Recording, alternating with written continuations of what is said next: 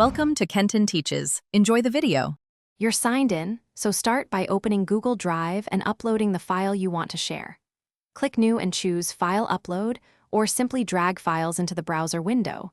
This speeds the process and shows progress indicators. Once uploaded, move the file into a named folder to keep things tidy. This makes sharing easier and avoids accidental exposure. Make sure the file finishes syncing before continuing, because sharing a partially uploaded item can cause permission errors or incomplete downloads. Now you set who can access the file.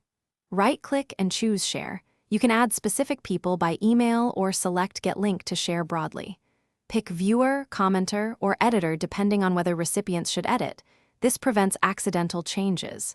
For sensitive items, change link settings to restricted or require sign-in, and set an expiration date if needed. Once done, copy the shareable link or send invitations directly. This lets you control reach and keeps collaboration predictable and secure. Finish by verifying access and cleaning up.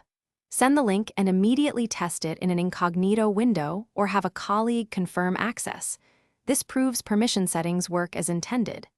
If someone reports access denied, check folder-level permissions.